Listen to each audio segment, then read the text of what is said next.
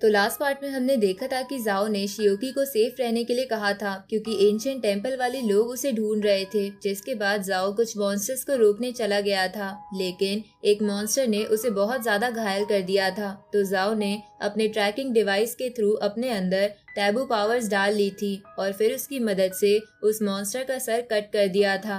पर taboo power use करने की वजह से उसकी मौत हो गई थी, जिससे गुस्सा होकर शियोकी ने एक ही अटैक से उस मॉन्स्टर को मार दिया था।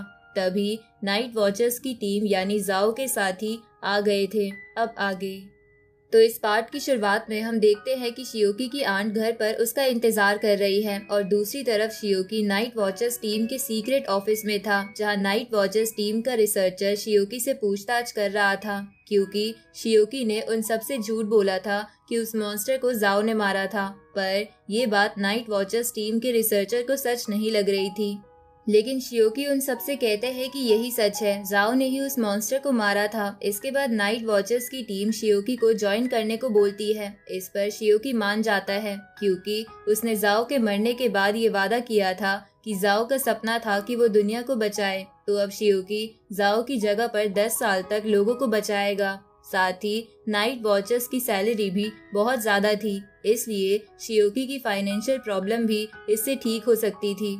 अगली सुबह शियोकी मिलिट्री के जरिए अपने घर पर एक लेटर भिजवाता है जिसमें उसने अपनी आंटी और भाई से झूठ बोला था कि वो आर्मी ज्वाइन कर रहा है, इसलिए वो कुछ टाइम के लिए घर से बाहर जा रहा है। लेकिन असल में शियोकी ने नाइट वॉचमैन का ग्रुप ज्वाइन कर लिया था। साथ ही शियोकी ने अपनी आंट को कुछ पैसे भी भेज दिए थे, तो वो लेटर और पैसे देखकर शियोकी की आंट दुखी हो जाती है।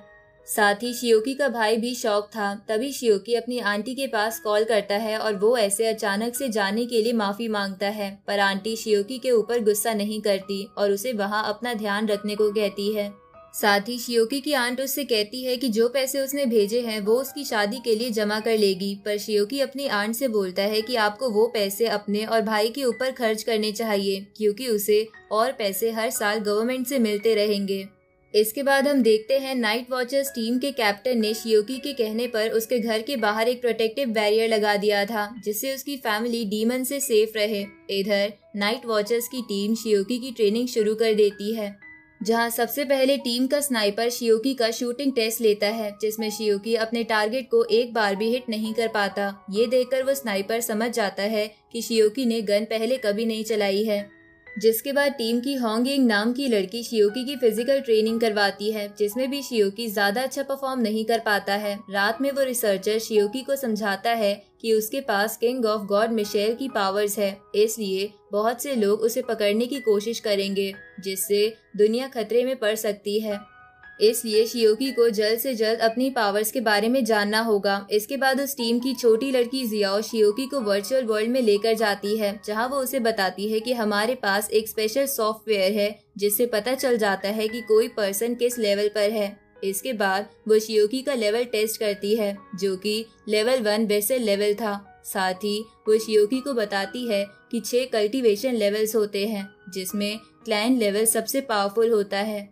तो ये सब जानकर शियोकी अगले दिन रिसर्चर से पूछता है कि क्या कोई अब तक क्लेन लेवल पर पहुंचा है। इस पर वो रिसर्चर बताता है कि अब तक टोटल 5 लोग क्लेन लेवल पर पहुंचे हैं, जिनमें से एक तो नाइट वॉचर्स का कमांडर है, पर बाकी 4 लोग कहाँ हैं ये किसी को नहीं पता। अब शियोकी की ऐसी ही ट्रेनिंग चलती रहती है, जहाँ कुछ दिनों बाद भी शियोकी अपने टारगेट को शूट नहीं कर पा रहा था। तो वो स्नाइपर शियोकी से कहता है कि वो शूटिंग के लिए अपनी एबिलिटी का यूज क्यों नहीं कर रहा, पर शियोकी अपनी पावर्स यूज करने के बाद भी ठीक से शूट नहीं कर पा रहा था। आगे उसी टीम का मो नाम का बंदा शियोकी की स्पीड ट्रेनिंग करवाने लगता है, जहां ऐसा करते हुए वो उसकी पावर्स के बारे में पूछता है। तो शियोकी उसे उन सभी पावर्स के बारे में बता देता है जो उसे नाइक्स को ठीक करने के बाद मिली थी। ये जानकर मो हैरान होते हुए कहता है कि किंग ऑफ गॉड्स के पास तो बहुत अच्छी अच्छी पावर्स होनी चाहिए थी, तो तुम्हें सिर्फ ऐसी पावर्स कैसे मिल सकती है। तभी वो शियोकी की तरफ देखता है जो स्पीड ट्रेनिंग में भी अच्छा परफॉर्म नहीं कर पा रहा था। रात को शियोकी रिसर्चर से पूछता है कि किंग ऑफ गॉड मिशेल के पास कौन कौन सी पावर्स थी। इस पर वो रिसर्चर बताता है कि हमें मिशेल की पावर्स के बारे में ज्यादा नहीं पता है, बट हमारी एक ओल्ड साइंटिस्ट की बुक में मिशेल की पावर्स के सेक्शन में बस चमत्कार लिखा है, पर किसी को उसका मतलब नहीं पता। अब कुछ दिन बीत जाते हैं जहाँ धीरे धीरे शियोकी स्पीड और फिजिकल ट्रेनिंग में काफी अच्छा परफॉर्म करने लगता है। साथ ही वो छोटी लड़की जियाओ जब शियोकी की मेंटल स्ट्रेंथ की ट्रेनिंग करवा रही थी तो वो भी शियोकी की ग्रोथ देखकर हैरान थी। पर जब शियोकी शूटिंग क्लास के लिए जाता है तो वो स्नाइपर शियोकी को एक राइफल देता है और उसे कहता है कि इससे एक चींटी को भी मारा जा सकता है, पर शियोकी उसे भी अपने टारगेट को हिट नहीं कर पाता। ये देखकर वो स्नाइपर समझ जाता है कि शियोकी गन्स के लिए नहीं बना है। अगली रात को वो रिसर्चर शियोकी से कहता है कि तुम्हारी ट्रेनिंग काफी अच्छी चल रही है और तुम्हारी प्रोग्रेस देखकर लग रहा है कि हमें तुमको और अच्छे से प्रोटेक्ट करना होगा ताकि तुम एंशिएंट गॉड चर्च की पकड़ में ना आ जाओ। इस पर शियोकी उससे पूछता है कि असल में ये लोग हैं कौन और मेरे साथ क्या करना चाहते हैं। ये सुनकर वो रिसर्चर कहता है कि वो तुम्हें कंज्यूम करना चाहते हैं। ये सुनकर शियोकी हैरान हो जाता है। तभी वो रिसर्चर शियोकी को बताता है कि ये एंशिएंट गॉड टेम्पल 3 बुरे गॉड्स ने मिलकर बनाया था ताकि वो दुनिया पर कब्जा कर सके और इसके लिए वो टैबू और डिवाइन पावर वाले लोगों को अपनी टीम में शामिल करते हैं। ये सुनकर शियोकी पूछता है कि अगर वो लोग पूरी दुनिया पर कब्जा करना चाहते हैं तो जरूर जहाँ जहाँ फॉग है वहाँ के इंसान भी जिंदा होंगे। इस पर वो रिसर्चर कहता है कि अभी तुम इन बातों पर ध्यान मत दो और बस इतना ध्यान रखो कि वो एंशिएंट चर्च वाले लोग तुम्हें ना पकड़ ले, वरना वो तुम्हें या तो अपनी टीम में शामिल कर लेंगे या मार देंगे। आगे हम देखते हैं रात में शियोकी मो के साथ बाहर आया होता है क्योंकि मो ने उसे एक सीक्रेट दिखाने को कहा था। तभी शियोकी देखता है कि होंग यिंग जाओ की कब्र के पास बैठकर रो रही है। तब शियोकी को पता चलता है कि होंग यिंग जाओ से कितना ज्यादा प्यार करती थी। शियोकी होंग यिंग के पास जाकर उसे चुप कराने लगता है पर मो उसे रोक देता है क्योंकि अगर शियोकी उसके पास गया तो ये कोई सीक्रेट नहीं रह जाएगा। तभी शियोकी देखता है कि वो वहाँ अकेला नहीं है बल्कि ग्रुप का हर मेंबर वहाँ है और हर कोई जाओ को मिस कर रहा है।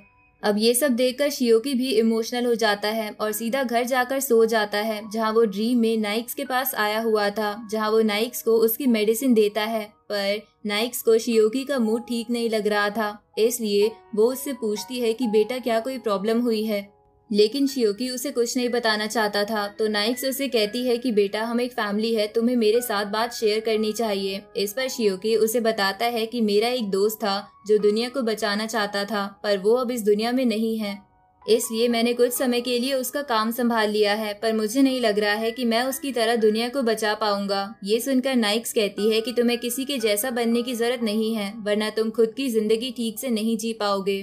इसके बाद नाइक्स बोलती है कि मुझे लग रहा है कि तुम्हारी जान को खतरा हो सकता है, इसलिए मैं तुम्हें अपना ब्रेसलेट देना चाहती हूँ जो तुम्हें प्रोटेक्ट करेगा। लेकिन तभी नाइक्स को याद आता है कि वो ब्रेसलेट उसके पास नहीं है और वो शियोकी से कहती है कि मेरा ब्रेसलेट 5 साल पहले एक लड़की ने मुझे हराकर ले लिया था जो इसी हॉस्पिटल के 3rd फ्लोर पर रहती है।